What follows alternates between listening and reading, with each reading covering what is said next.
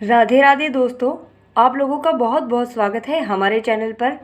आप जानते हैं कि हमारे चैनल पर हम पूजा पाठ, वास्तु इत्यादि से संबंधित वीडियोस पोस्ट करते रहते हैं। साथ ही हमारे वीडियोस सनातन संस्कृति और पौराणिक कथाओं पर भी होते हैं। आज का वीडियो भी हमारा एक पौराणिक कथा पर आधारित होने वाला है, जो कि सती सुलोचना की कथा के बारे में है। सती सुलोचना कौन? सबसे पहले ये जान लेना परम आवश्यक है। सती सुलोचना रावण के पुत्र मेघनाद की पत्नी थी। तो चलिए शुरू करते हैं ये कथा। आनंद लीजिए इस कथा का। सती सुलोचना नागराज वासुकी की पुत्री और लंका के राजा रावण के पुत्र मेघनाद की पत्नी थी।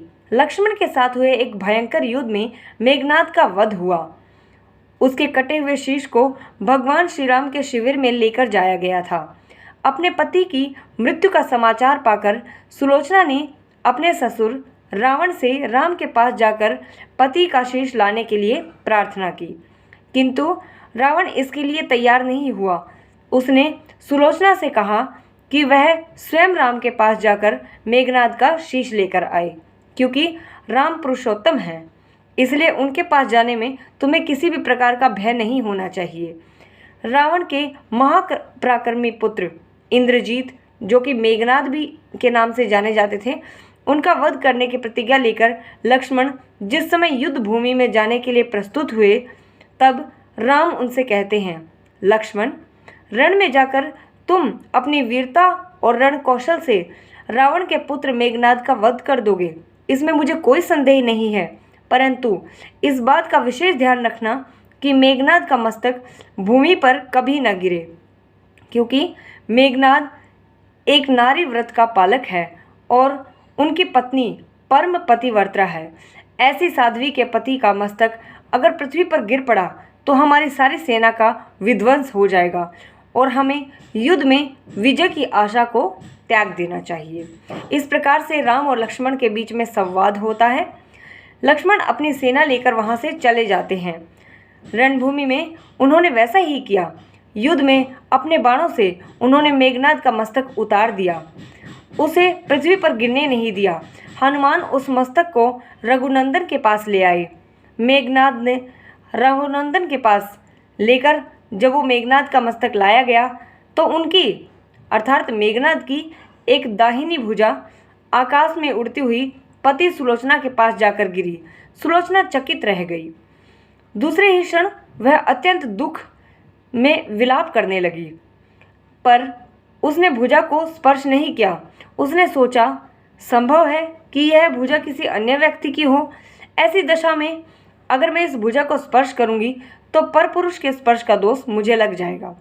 निर्णय करने के लिए उसने भुजा से कहा, यदि तू मेरे स्वामी की भुजा है तो मेरे पतिव्रत की शक्ति से युद्ध का सारा वृतांत लिख दे। अर्थात सुलोचना ने कहा कि यदि तुम मेरे पति की ही हाथ हो, मेरे पति का हाथ हो, तो जो भी युद्ध में हुआ वो सब कुछ तुम मेरे सामने लिख दो। और सुलोचना उनको ऐसा करके एक कलम और एक लेखनी पकड़ा देती है। तो वह भुजा लिखती है कि प्राण प्रिय, यह भुजा मेरी ही है। युद्ध भूमि में श्री राम के भाई लक्ष्मण के साथ मेरा युद्ध हुआ। लक्ष्मण ने कई वर्षों से पत्नी, अन्न और निद्रा छोड़ रखी है। वे तेजस्वी तथा समस्त दैवीय गुणों से संपन्न हैं। संग्राम में उनके साथ मेरी एक नहीं चली। अंत में उन्हीं के बाणों से विद्ध होकर मेरा प्राणांत हो गया। मेरा शीश भगवान श्री राम के पास है। पति की भुजा लिखित पंक्तियां पढ़ते ही सुलोचना अत्यंत व्याकुल हो गई। हो जाना भी स्वाभाविक था, क्योंकि जिसके पति को वीरगति से प्राप्त हो गए हैं तो उनकी पत्नी का स्वाभाविक है इस प्रकार विलाप करना और व्याकुल हो जाना।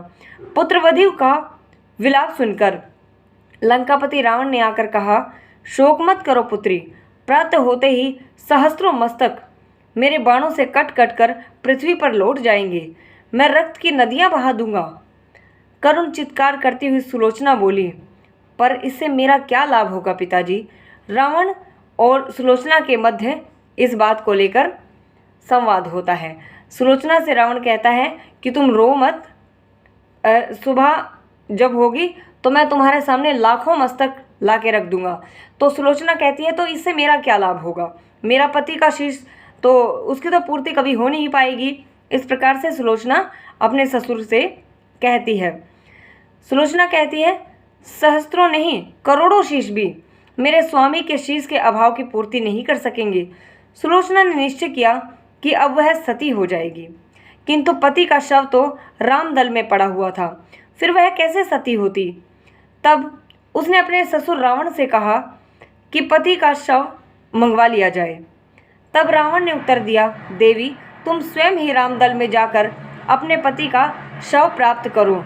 जिस समाज में बाल ब्रह्मचारी हनुमान, परम जितेंद्रिय लक्ष्मण तथा एक पत्नी व्रती भगवान श्री राम विद्यमान हैं, उस समाज में तुम्हें जाने में किसी भी प्रकार का संकोच नहीं करना चाहिए।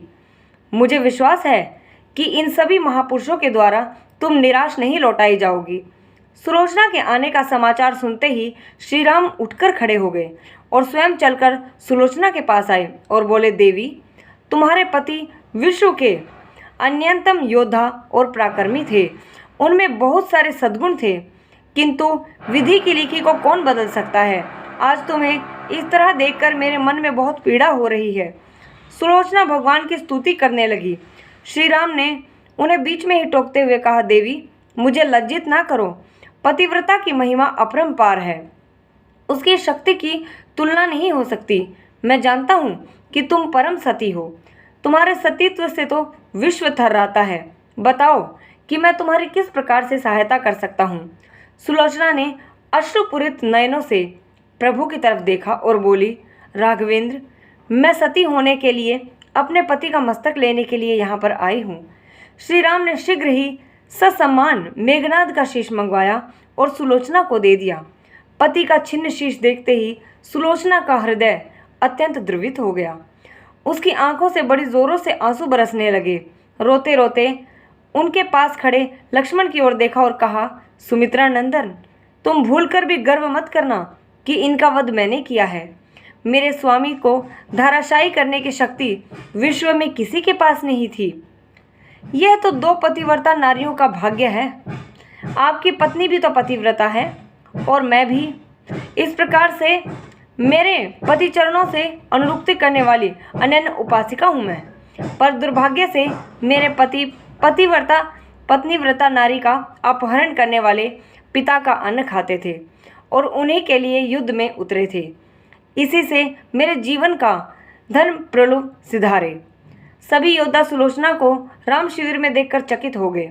वह समझ नहीं पा रहे थे कि सुलोचना को यह कैसे पता चला कि उसके पति का शीश भगवान श्री राम के पास है। जिज्ञासा को शांत करने के लिए सुग्रीव ने पूछ ही लिया, यह बात तुम्हें कैसे ज्ञात हुई कि मेघनाद का शीश भगवान श्री राम के शिविर में है। सुलोचना ने स्पष्टता से बता दिया कि मेरे पति की भुजा युक्त युद्ध से उड़ती हुई पृथ्वी पर नहीं गिरी और मेरे पास आ पहुंची, उसी ने मुझे लिखकर बताया।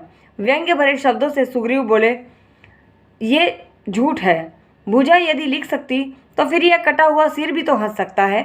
श्री राम ने कहा, व्यर्थ की बातें मत करो मित्र, पतिव्रता की महानता को तुम नहीं जानते। इस प्रकार से जब सुग्रीव कह रहे थे सुलोचना से कि अच्छा तुम्हारे पति की भुजा ने तुमको ये बता दी बात, अगर तुम्हारे पति की भुजा ये सब कर सकती है तो ये कटा हुआ सिर भी बता सकता है कि मैं उनका ही हूँ। इस प्रकार से फिर भगवान श्री राम सुग्रीव को डांटते हैं। श्री राम की मुखाकृति देखकर सुलोचना उनके भाव को समझ गई। उसने कहा, यदि मैं मन वचन और कर्म से पति को देवता मानती हूँ तो मेरे पति का यह निर्जीव मस्तक हंस उठे। सुलोचना की बात पूरी भी नहीं हुई थी कि कटा हुआ मस्तक जोरों से हंसने लगा। यह देखकर सभी दंग रह गए। सभी ने पतिव्रता सुलोचना को प्रणाम किया। सभी पतिव्रता की महिमा से परिचित हो गए थे। चलते समय सुलोचना ने श्री राम से प्रार्थना की कि भगवान, आज मेरे पति की अंत्योष्टि क्रिया है तो उसमें सहचरी उनसे मिलने जा रही हूँ, अतः आज युद्ध बंद रहे। श्री राम ने सुलोचना ने श्री राम से प्रार्थना की थी, भगवान श्री राम ने उस प्रार्थना को स्वीकार कर लिया। अर्थात सुलोचना ने भगवान श्री राम से कहा कि देखिए प्रभु, मैं अपने पति के साथ आज जा रही हूँ, तो मैं आपसे प्रार्थना करती हूँ कि आज युद्ध बंद कर दिया जाए।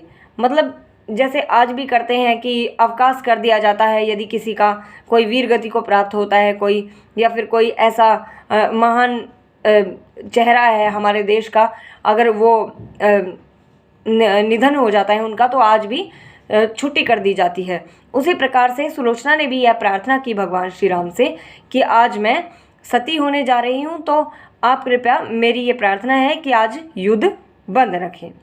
इस प्रकार से भगवान श्री राम ने उनकी बात को स्वीकार कर लिया। सुलोचना पति का शीश लेकर लंका वापस चली गई। लंका में समुद्र के तट पर एक चंदन की चिता तैयार की गई।